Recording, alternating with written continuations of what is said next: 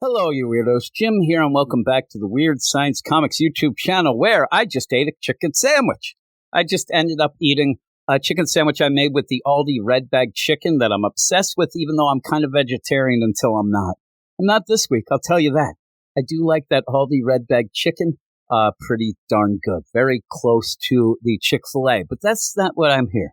I'm here to do a solo review of the question all along the Watchtower, number 1. Now, we could debate which is a better version, original of Bob Dylan or then the Jimi Hendrix. I like them both, but I kind of lean towards Jimmy.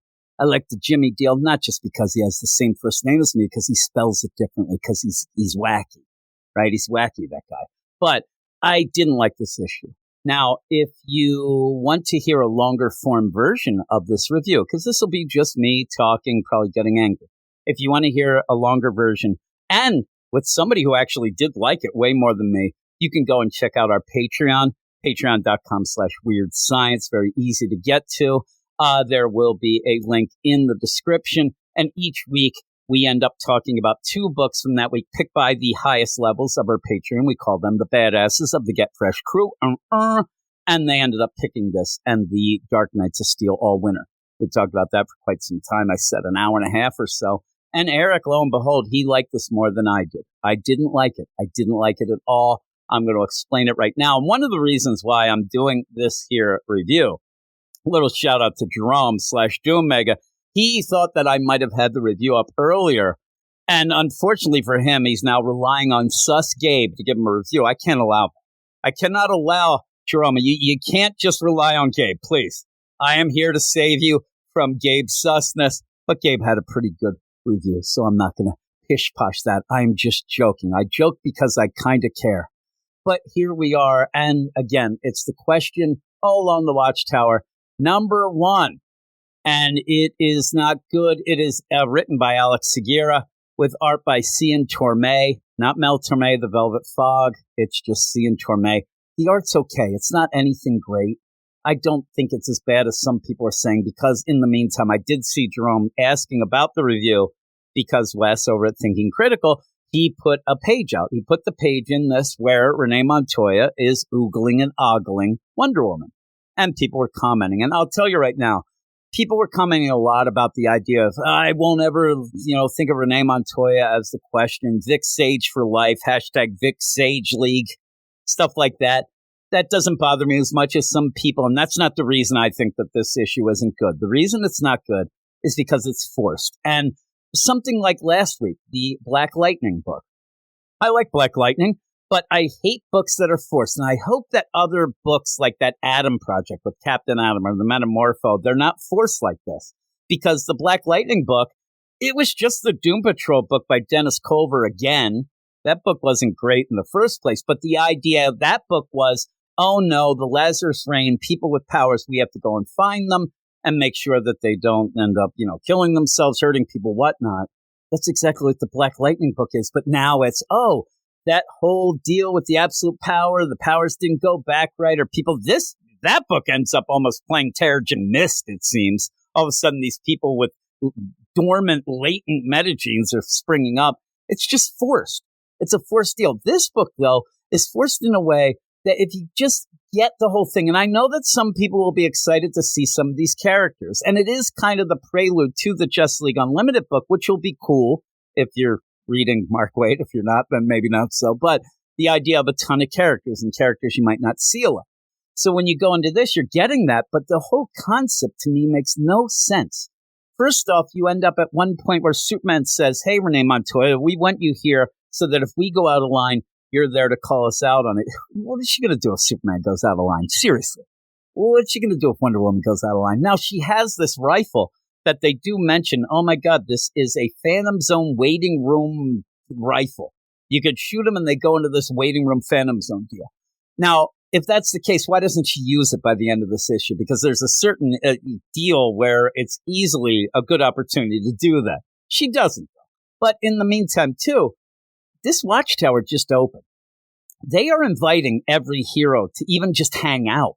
Doesn't even mean that you have to be on the Justice League. They're using it as a safe space, a safe house even, for characters that may not have powers or may need some help or whatnot, because of what just went down with absolute power. Not even that. I mean, just think of the lay of the land. We just had Beast World, absolute power, Night Terrors, all these things. Shit has gone real wrong.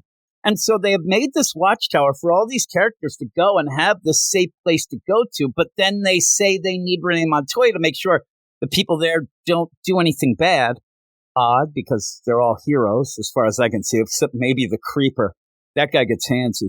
But even so, they were picked. They were selected. They had to have gone through a process. And then you end up having a security that's already failed within, I swear to God, a hot afternoon. This thing just opened. Now, you can tell me that, oh, that's the problem. It just opened. Don't give me that.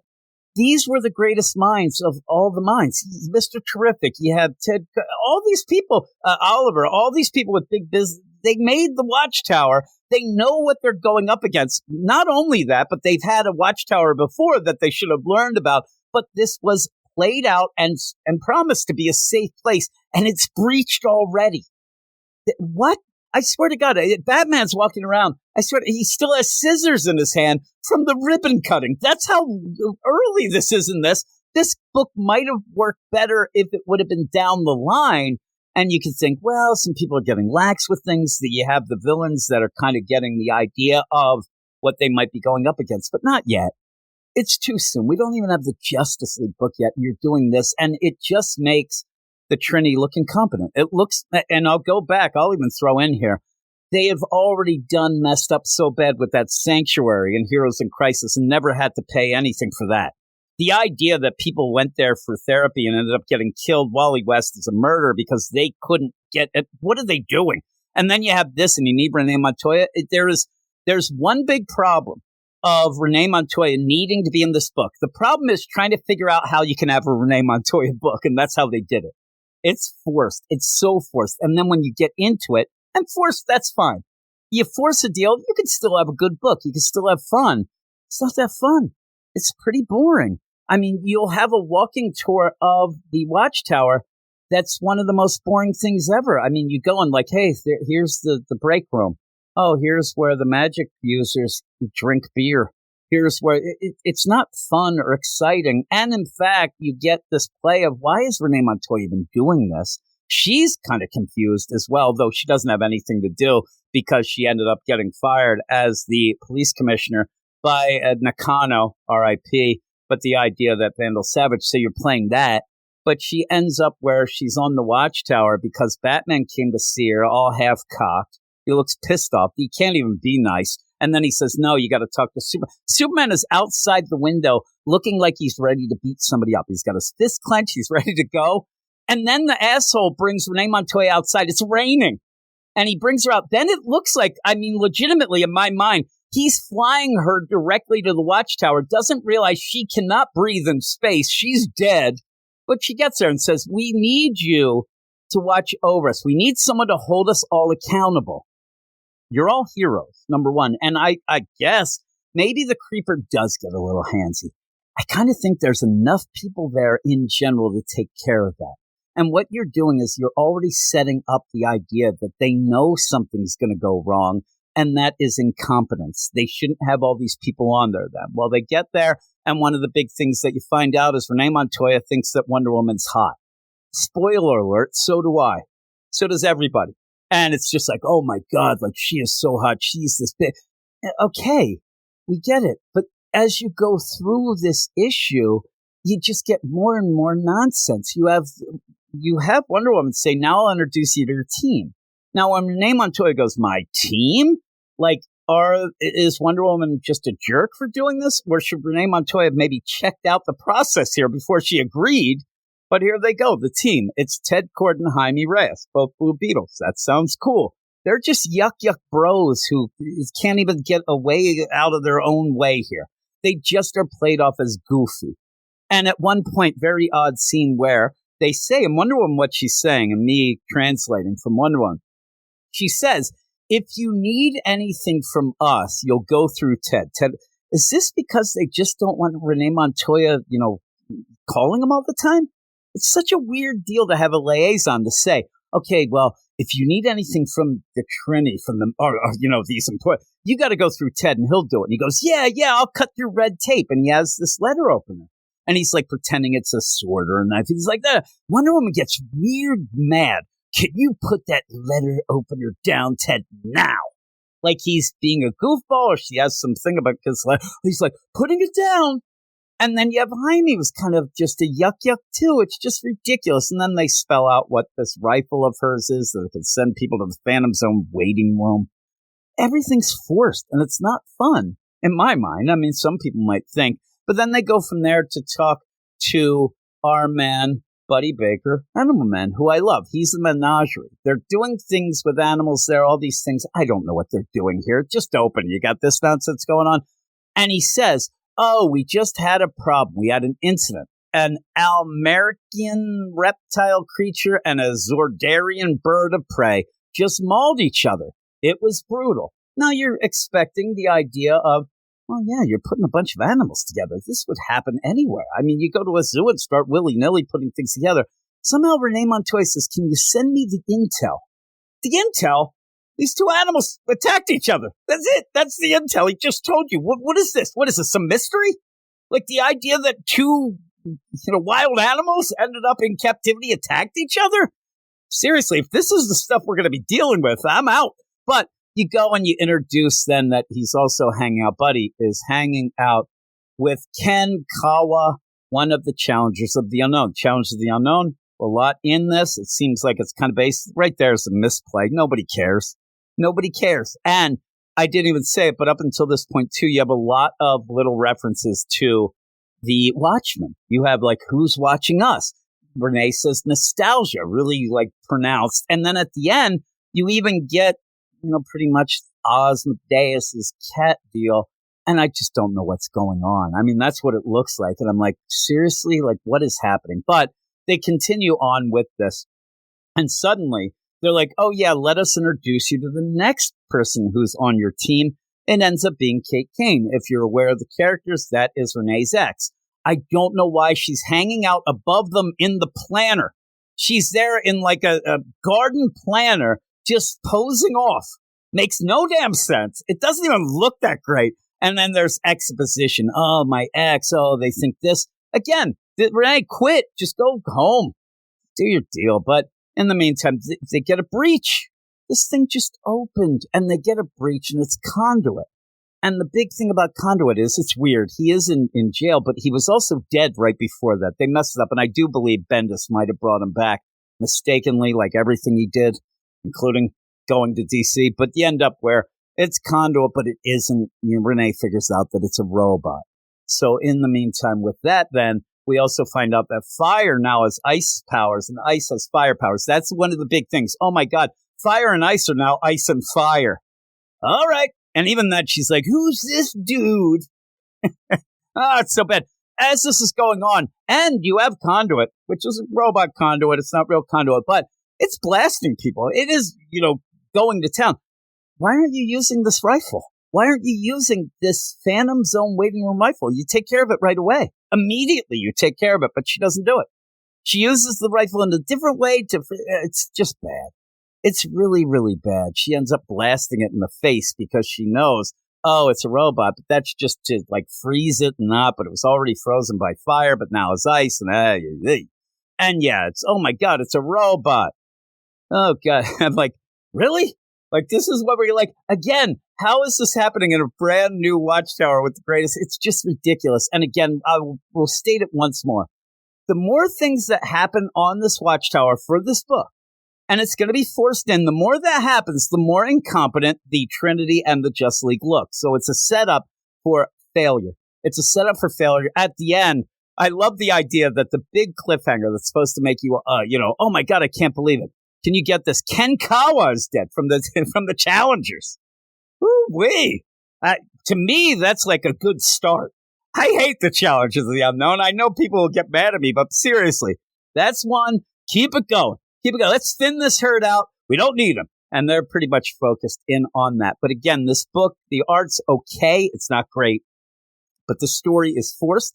The story is ridiculous. It doesn't hold water if you look at it for more than 3 seconds. And it just leads to the idea of, we just want to throw a book out there with Renee Montoya because we think people will be into it.